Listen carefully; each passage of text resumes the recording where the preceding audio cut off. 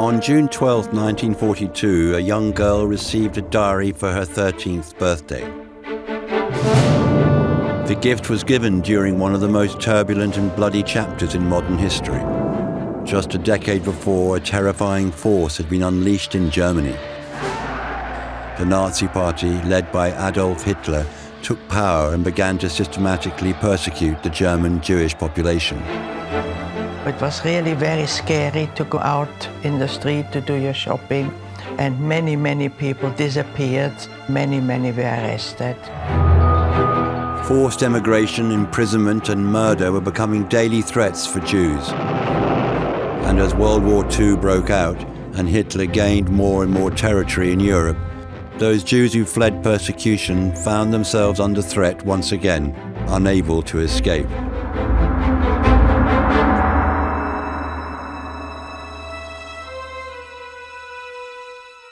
After several weeks and months, the measures against the Jewish population started to bite.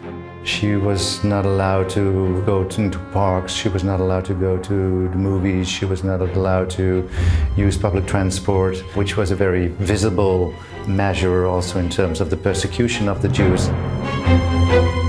The girl in receipt of the diary was Anne Frank, a young German Jew who had fled with her family from Frankfurt in 1933, but now found herself trapped in occupied Amsterdam. For some, she is a victim. For some, she is a source of inspiration. For some, she is a brilliant writer. As she put pen to paper to record her experience, she could never have envisaged that it would lead to one of the most well-known works of literature the world has ever seen. People said, well, who is interested in a diary of a young girl?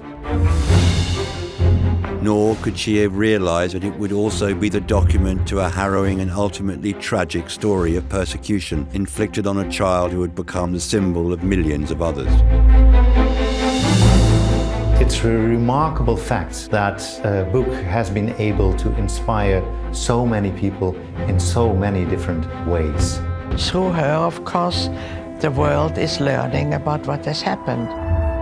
The story of Ava Schloss, also an immigrant to Amsterdam, would run in parallel to that of Anne Frank. She could not have imagined, however, how inextricably their lives would be linked. One day a little girl came to me and introduced herself, and she said it was Anne Frank. Separately, Ava and Anne would spend 2 years hiding from the constant threat of the Nazis. These two young girls would share similar experiences, but their lives would have very different outcomes. There are 1.5 million children murdered, but if you talk about that, people can't imagine. So Anne has become a symbol for all those 1.5 million victims. Ava survived to tell her story, but the legacy Anne Frank left would end up having a global impact. In the Holocaust, Anne has become the most important victim, actually.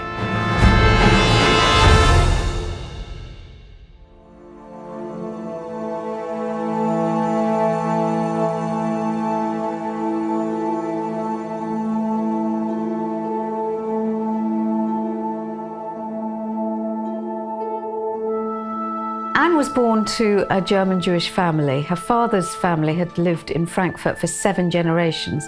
They were very culturalized. They were very settled in Frankfurt. Her mother was Edith Hollander, also from a Jewish family. Anne's father was Otto Frank, 7th generation German Jew, who had actually fought in the First World War and been decorated with the Iron Cross. 3 years before Anne was born, her sister Margot was born. Anne was born on the 12th of June, 1929. She was a pretty normal girl growing up in a German family. The lives were very much like kids live their lives today, playing in the street, going to birthday parties, a very normal childhood. In 1933, the Nazi Party seized power in Germany. Hitler's anti-Semitism meant that Jewish persecution was implemented immediately. and the very normal childhood experienced by Anne and thousands of other Jewish children in Germany would be changed forever. She came with a family to the Netherlands in the beginning of 1934. The Nuremberg laws were introduced, and life became increasingly difficult for German Jewish families. All books of Jewish authors are ordered burned in the public squares. Authors, scientists, artists are driven from Germany. 1,600 have fled to Holland, 12,000 to France, 1,200 to Spain, 3,000 to Czechoslovakia. The Franks chose to move to Holland, and in 1934 arrived in Amsterdam. Otto knew people in the city and went originally himself to see if he could find work, start a business, which he did. Anne and Margot both enrolled in Dutch schools and both seemed to adapt well to life in Amsterdam. Basically, she was raised as a Dutch girl in the 30s, went to school. She was fond of reading. She read a lot of books.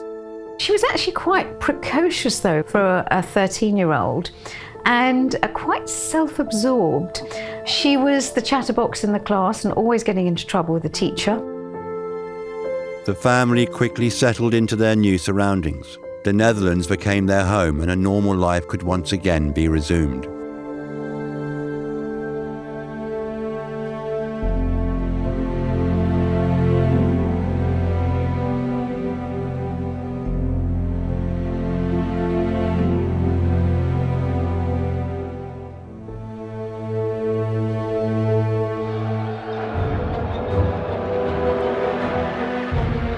Throughout the 1930s, Hitler made several territory gains in Europe, one being the Anschluss in Austria in 1938. Ava Schloss, a child living in Vienna at the time, found herself having to move. I was born in Vienna in 1929, and I had an older brother who was 3 years older than me. We were a very happy family there, and all this ended up abruptly when the Nazis came in, and we were lucky enough to be able to get out in time. They first fled to Belgium before finally settling in Amsterdam, another Jewish family fleeing from persecution. Amsterdam was a lovely city. The people were very welcoming to refugees. I went back to school, I got a bicycle, we were together again as a family, and it looked as if life was going to get back to some kind of normality. The years in Amsterdam before 1940 were very peaceful, very normal, and they felt that they had found a haven of safety from the Nazis. We moved onto the Merwedeplein, a modern square in Amsterdam. Well, it was actually more a triangle where apartments were on both sides, and there was a big open space where all the local children came to play after school. And one day a little girl came to me and introduced herself, and she said it was Anne Frank. We were 11 when we met. I was more a tomboy. I liked to play with the boys and as well tricks on the bicycle. And Anne was more sophisticated little girl, interested in her clothes, in hairstyles, in film stars, and as well in boys already. She said her family comes from Germany and I couldn't speak much Dutch yet, so she took me up to her apartment and I met her family. During this meeting between Ava and Anne on the square of the Merwedeplein, neither would be able to comprehend how their lives were going to be intertwined and their idyllic life in Amsterdam would soon be turned upside down. They chose Amsterdam because in the First World War, Holland was neutral, and they felt that there would be a refuge for Jewish people in Holland. Unfortunately, in May 1940, the Germans invaded that country as well. Towns and villages were in flames as the invaders rolled on at a breathless pace, encircling the defenders and slashing their armies, destroying in the name of the new order the homes and shops of those who had dared to resist. The Nazi machine broke the back of Dutch resistance in 4 days. After the occupation of the Netherlands in May 1940, Life seemed to stay pretty normal and pretty much the same as before. Life continued, but I must say we were afraid what would happen. And after several weeks and months, the measures against the Jewish population started to bite. Jews not wanted. Jews keep out. Even in parks, if Jews are allowed at all, special yellow benches are set apart, labeled for Jews. She was not allowed to go into parks, she was not allowed to go to the movies, she was not allowed to use public transport.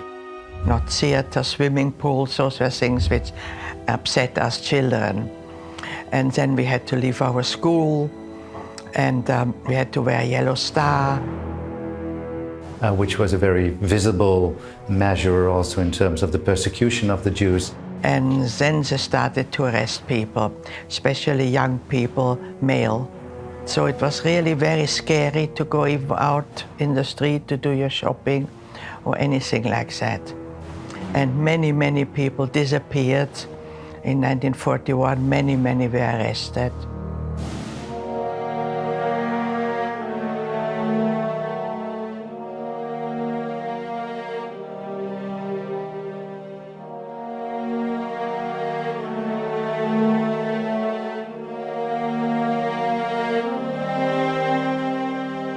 The turmoil and persecution faced by the Jews in Amsterdam was beginning to become unbearable, but it would be a letter sent to all Jewish youths which would decide the fates of both Anne and Ava.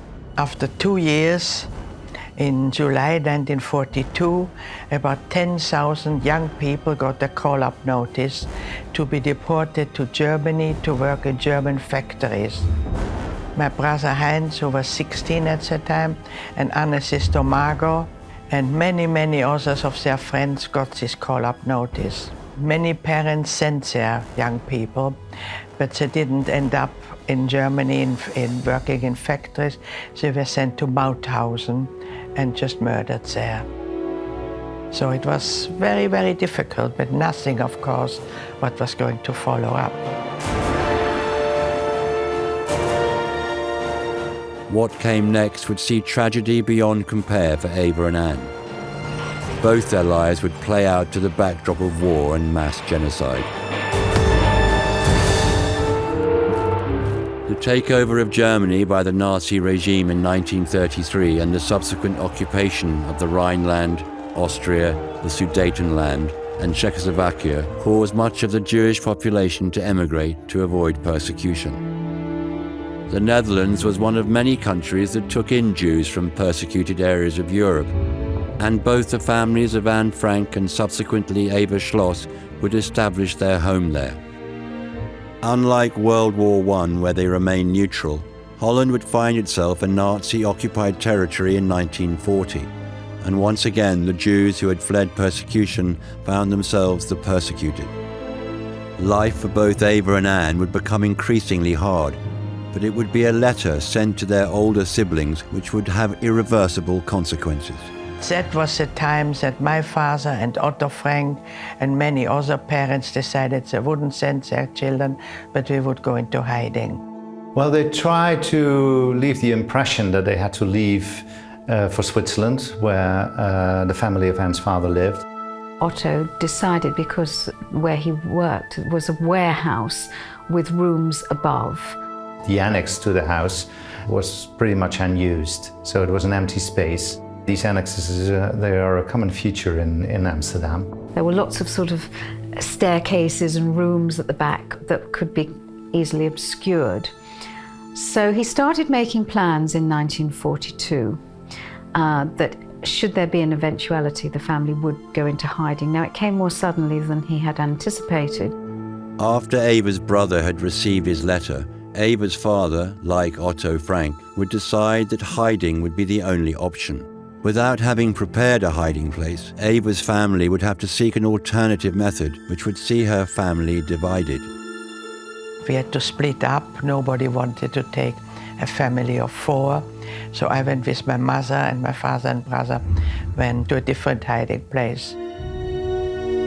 Anne Frank and her family entered the hiding place at 263 Prinsengracht on July 6, 1942. A few weeks later, the Van Pels moved in. Herman Van Pels was Otto Frank's business partner. His wife August and their son Peter all joined the Franks in the annex.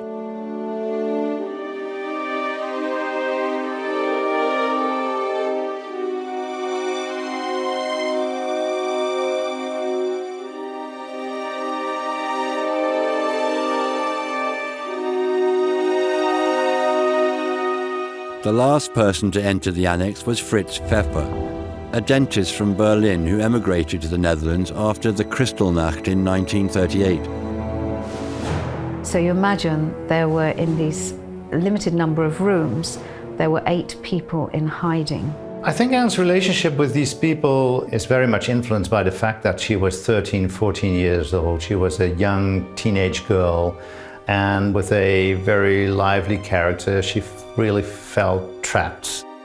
I was more an outdoor child, so I found it very, very difficult to sit still day in, day out.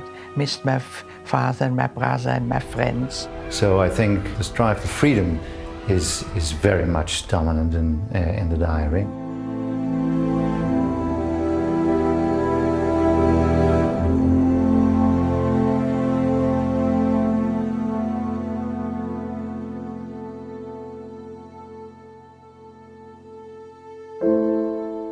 The living conditions in the secret annex were extremely cramped. Anne, having been forced to share a room with Fritz Pfeffer, who in the diary she refers to as Dr. Dussel, would find solace in her writing.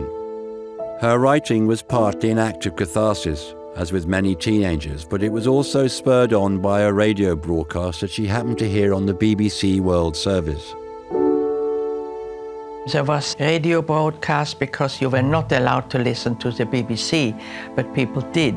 Somebody from the Interior Minister, I believe it was, said everybody who can should write a diary about what happened to them during this occupation. It's very important for the future. The first entries in the hiding place reflect a sort of sense of adventure and excitement. However, the boredom and tedium soon set in, followed by the fear as they heard the bombing raids. When you read the diary, you read about all these scenes and all her emotions when it comes to her relation with the other people. She loved her father. She had kind of a difficult relationship with her mother.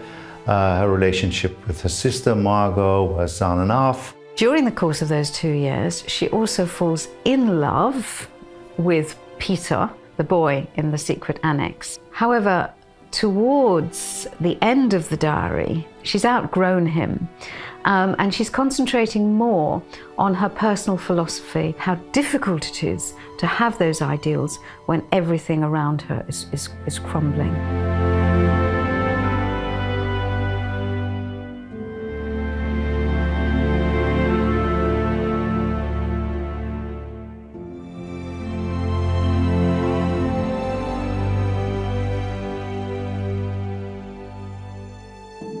The Germans made house searches in the apartments because they really wanted to catch every Jew.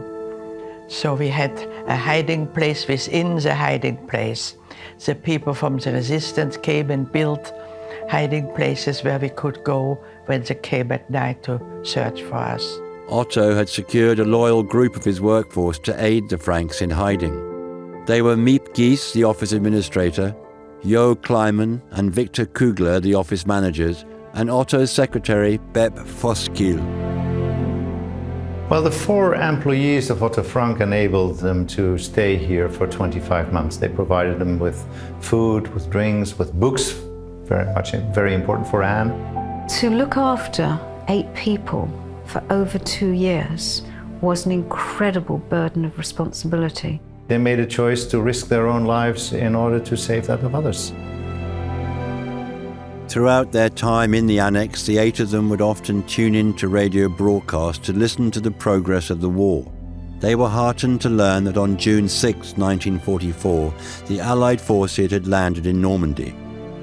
More than 800,000 Allied troops entered occupied France by the end of June. which along with the Russian forces to the east would create a two-front war for the Nazis. This was the beginning of the end of World War II.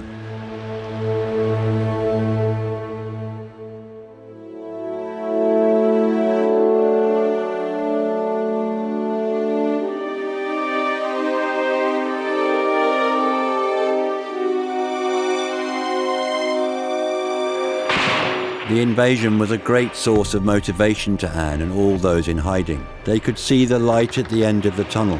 Otto would listen for news of the advancement and plot it on a small map of Normandy hung on the wall of the annex. Ava, however, would not hear of the Normandy landings and Allied advancement, as she and her mother Elfriede, along with her father and her brother Heinz, had been betrayed and captured in May 1944. After 2 years, we were betrayed by a Dutch nurse who pretended she was a member of the resistance, but she was really working with the Nazis. Unlike Ava Schloss and her family, it would be and continue to be to this day a complete mystery as to the identity of the person who betrayed the Frank family. It was a telephone call in the morning of August the 4th, 1944, where they say that it was a woman's voice which said that there were Jews hidden in 263 Prinsengracht. The Franks, the Van Pels and Fritz Pfeffer were all getting along with their restricted daily routine when the Dutch police and a Gestapo officer, Karl Silverbauer, entered the office and asked the staff at gunpoint to open the bookcase. They knew from the anonymous tip-off exactly what was going on in the building. They went up to the annex and all were arrested, including 2 of their helpers, Jo Kleiman and Victor Kugler. Miep Gies had managed to evade arrest. She knew that the authorities would soon be coming to clear the annex, so managed to rescue what she could. It was then she found Anne's diary. Knowing that Anne was a budding writer, she placed it safely in her desk drawer. It was there the diary remained, lying dormant, waiting to be reunited with its owner. Ava's capture had happened on May 11th, 1944, her 15th birthday. They were settling down to breakfast when there was a knock at the door. The Gestapo barged in and arrested Ava and her mother and took them to the Gestapo headquarters. We were first sent to Westerbork, which was a holding camp, and we were immediately put on a list and transported to Auschwitz. It was in Auschwitz where Ava and her family would be kept for the duration of the war. After their capture in June, the Frank family would follow Ava's route to Westerbork work camp in the Netherlands and then east to Auschwitz. Anne and Margot were transported to Bergen-Belsen. There was no food, it was pretty much abandoned. It was riddled with disease. So you imagine the combination of despair, of cold, of starvation and disease. It was pretty impossible to survive Bergen-Belsen. Anne and Margot's health deteriorated rapidly in Bergen-Belsen. In March 1945, a typhus epidemic swept through the camp, and although there are no records, it is this which is believed to have killed firstly Margot Frank, and then 2 days later, Anne Frank. The real tragedy lies in that just a few weeks later, Bergen-Belsen would be liberated by British forces. Despite German attempts to cover up, we found these in the open field. Clear-cut evidence of beatings and outright murder was on every hand. Nameless victims were numbered for records which the Germans destroyed. This was Bergen-Belsen. Ava and her mother Elfriede, along with Otto Frank, all of whom were still in Auschwitz, would each find themselves seeing out the final days and felt the relief as the Russian troops liberated the camp. All 3 would not foresee at that time how inexplicably their lives would become linked, not to just each other, but to Anne Frank and the legacy she would leave. The lives and experience of Anne Frank and Ava Schloss had mirrored one another throughout the Nazi occupation of the Netherlands. Both had been forced to hide, and both had been betrayed, captured and sent to concentration camps. This is where the similarities end, however, as Anne Frank, along with her sister Margot, tragically perished in Bergen-Belsen just weeks before the liberation. Despite the death of her father Erich and brother Heinz, Ava and her mother both managed to survive the horrors of Auschwitz along with Otto Frank, Anne's father. As the Allied troops advanced from the west and from the east, World War II drew to a close. We were liberated by the Russians in 27th of January 1945. And Otto Frank was liberated with us in Auschwitz, and he did the same journey as we did. We saw him several times, but there were several hundred of people. It took him 5 months to get back to Amsterdam. And the Germans were fighting very, very hard in Poland. So the Russians took us away from Auschwitz, and the only way we could travel was eastward, always in cattle trucks, till we ended up in Odessa. And there we waited for the end of the war. And we were, of course, very anxious to get back to Amsterdam.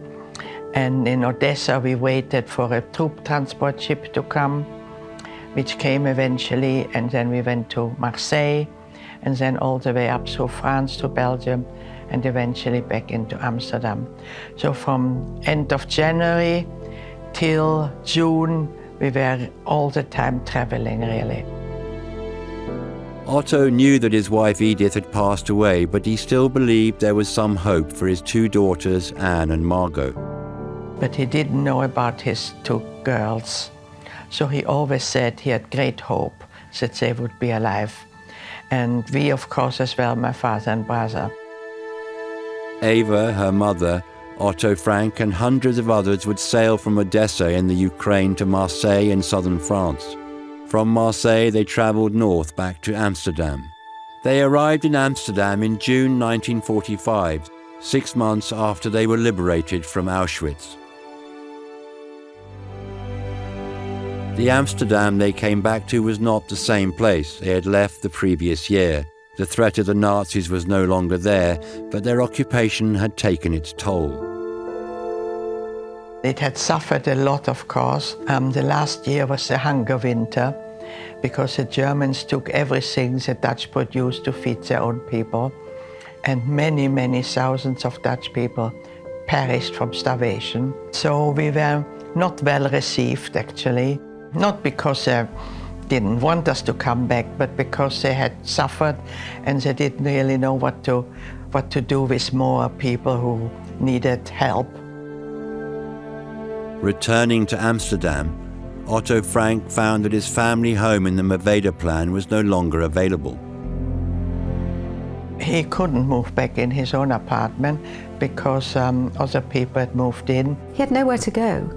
Survivors came back. It was like arriving here from another planet. So Otto moved in with Miep Gies, who was one of the helpers. It was still around the corner from the Maveda plan. Ava and her mother, however, found that their apartment was still there for them to move into. We were lucky we were able to get into our own apartment, because when we came to Amsterdam, it was a furnished apartment belonging to a Christian, and she gave it back to us. And we waited for news of our family. Finding refuge with Miep Gies, Otto Frank was still unaware of the fate of his daughters. The thought of being reunited with them kept his hopes alive. So he went to the central station every day, where people arrived from wherever they had been and whatever camp they had been, in order to look for them, in order to know about their fates or about their whereabouts. And he came to visit everybody who was connected with Anne or Margot, and to try to find out if they knew anything.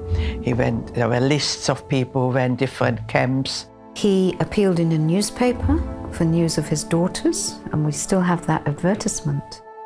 And then he was introduced to two women who were in Bergen-Belsen, in the same barrack as the Frank girls. Otto Frank came to tell us as well that he had heard that both his girls had perished in Bergen-Belsen.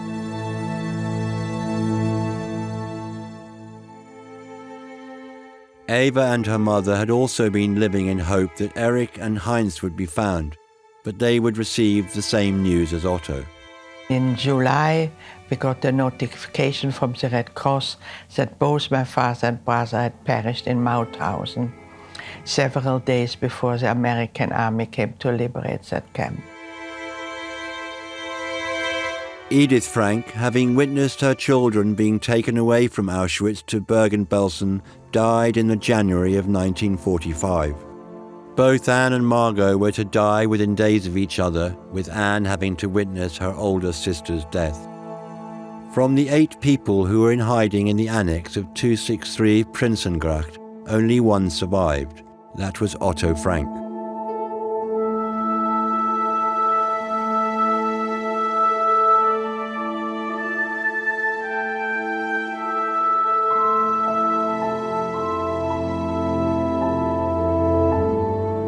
When he came first to tell us that the girls had died, he looked as if he couldn't carry on with his life. He went back to tell Miep, and Miep went to the drawer where she'd been keeping Anne's diary, and she said to him, "Here you are, Mr. Frank. Here is the legacy of your daughter." She went into the secret annex after those who were in hiding were captured and taken away from here, and she managed to save lots of the diary papers. Miep knew that within a couple of days everything would be taken away. She kept them with her until after the war, and when she learned that Anne would not return, she gave these papers, notebook sheets, to Anne's father. Miep hadn't read it. It was Anne's private diary. Otto went into another room and quietly read it. He came out ashen-faced and said, "Miep, I never knew my daughter." Otto and Elfriede would begin to see more of each other, offering support from their shared experiences and losses. One of the first people to hear Otto read extracts from Anne's diary was Ava. A few days later, he came with the diary and opened the packet very carefully, and he read a few sentences, but he always burst into tears. He couldn't read it in one go, and it took him 3 weeks to read it. He told us that.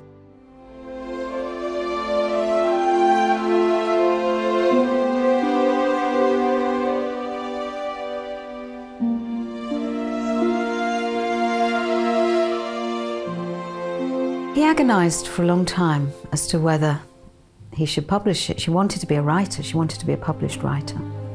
But at the end of the day, it was a private diary. And she said things that were maybe not suitable for other people to read. She wasn't very nice about her mother. Everybody told him he should publish it, and especially a history professor told him he has to publish it. It's his duty. Otto was paying more and more visits to Ava and her mother. During these encounters, Ava would start to witness Otto's philosophy, which would be the driving force for his life's work. And Otto came very often. My mother cooked him a meal. He was very lonely. We talked a lot, and he told me that he, who had lost everybody really, he had no hatred. He said, you know, if you hate, you'll be so miserable. Otto Frank dedicated the rest of his life to the diary of Anne. I think what is remarkable was that he managed to do so in a very special way, not just being that a memory of what had happened and how his family had suffered, but very much as a message to young generations to build a new future. Otto would find that global recognition would initially come from America. Firstly with a hit Broadway stage show, and then an Academy Award-winning film. Obsessions of Anne's which would seem fitting for her legacy. Otto Frank had lost everything. The hope he carried with him as he made the epic journey back to Amsterdam was soon evaporated when he heard the devastating news of the death of both his daughters, Anne and Margot. At the same time, Otto was given the diary which Miep Gies had kept. Ava Schloss with her mother would witness firsthand the rise of what would become one of the world's most regarded works of literature, one of the world's most tragic stories, and the creation of a symbol of hope and equality in the face of persecution. I knew they liked each other, Otto and my mother, but I had no idea how close they were. I was a very difficult teenager. I didn't want to do any housework. I was quite obstinate. I was too miserable. Otto came and, they talked and he helped me a lot. Then when I finished with school, I didn't know what to do with myself. And Otto and my mother decided I should become a photographer, which I couldn't really care what I was going to do, but I agreed. So Otto said it would be good if you would go abroad for a year, which I did, to London. Otto came to visit me quite a lot and he kept an eye on me. So he already took the part a bit of a sort of stepfather. Otto and Elfrida grew closer and closer over time and would marry in 1953. Ava received the news whilst living in London. He said, well, your mother and me have fallen in love. And they were married for 27 years, so longer than they were married to their first spouses. Otto had already decided that the Diary of Anne Frank must be published. He showed it to a few people and gauged their opinions. And then a professor called Jan Romein from the University of Amsterdam read it. And he published an article in the newspaper Het Parool saying that everybody should read this diary. It was this article that led to the first publication on June 25th, 1947.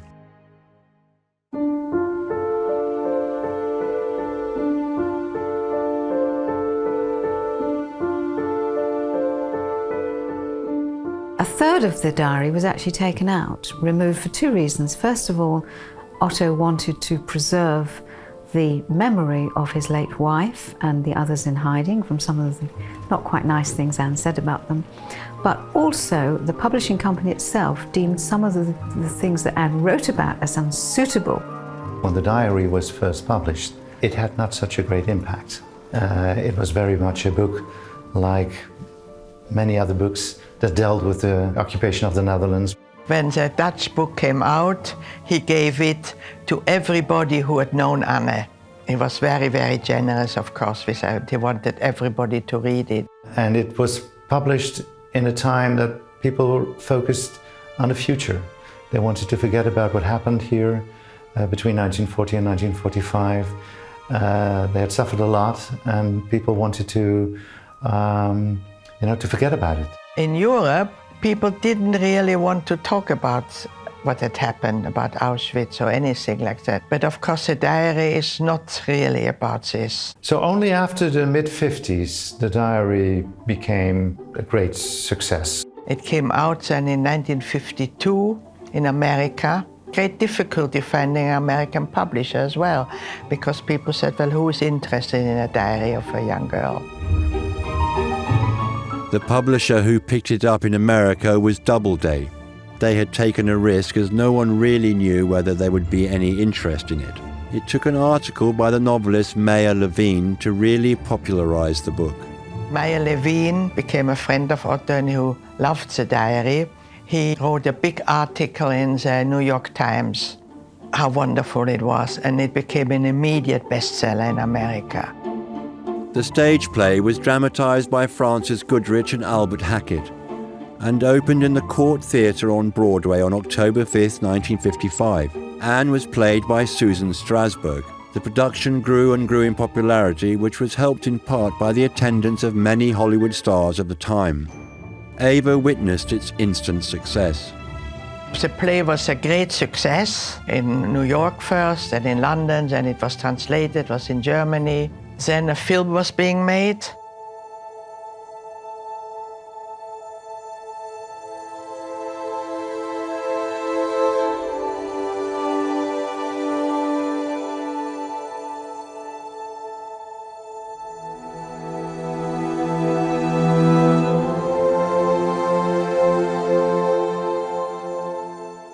The film was released in 1959 to great critical and commercial acclaim. It was directed by George Stevens, and the screenplay was written also by Goodrich and Hackett. The lead of Anne Frank was played by Millie Perkins. However, it was Shelley Winters who won an Academy Award for her portrayal of August van Pels. The world wanted to know more about Anne Frank, and Otto was eager to tell her story and continue to spread her philosophy. Many Americans came to Amsterdam and always knocked on the door of the house and wanted to see where Anne had been hiding. It was considered a great idea to think about preserving that hiding place, but not as a museum. Otto's vision was to see Anne's legacy as one of bringing people together. The foundation goes back to 1957 in order to purchase the house and to open it to the public, so it took 3 years to prepare it. What he did invest his time and energy bringing together people from around the world for international student conferences. The Anne Frank House was first a study group for young people. People from all over the world came together and they had conferences and to talk about what they can do to change the world. The basic feature of this house is its emptiness, which was the deliberate decision of Otto Frank that this place should remain empty. It represents the absence of Anne Frank. The success of the play, the film, and the opening of the house fueled the proliferation of readers of the original diary. As people were getting to read the diary, particularly youngsters, they related so much to Anne, and they started writing to Mr. Frank. They saw him in the diary as a very caring person. Having known Otto for 27 years, I can see, he was really a humanitarian, and Anne, being 2 years cooped up with him, helped her a lot to become who she was. The point of entry when you read the diary is usually your own life. When I'm inspired by Anne Frank, it's not because my life is similar to hers in any respect, and that goes for actually everyone. So it's about a book that was able to inspire people, although their lives are completely different from her life. Through her, of course, the world is learning about what has happened, and that is, of course, very, very important. We have her diary as a kind of silent messenger of someone who is not there anymore, and who's not there anymore because of what has been done to her. So we have to explain to young people how dangerous it is if we are prejudiced against also human beings. In preserving the memory of his daughter and also the act of persecution inflicted on her, Otto, through single-minded determination, managed to elevate Anne Frank from a young, talented writer, the victim of a terrible chain of events, to become not just a face, but the symbol of the Holocaust. She has also become a figure of acceptance, forgiveness, and equality. Universal themes which all human beings can relate to. Her thoughts evolved into Otto's philosophy, which today is still maintained through the Anne Frank Foundation and the Anne Frank House, reaching out to millions across the world. Behind the global popularity of her story is the diary of a young girl, an individual with her own aspirations and ideas, who happened to be caught in extraordinarily tragic circumstances.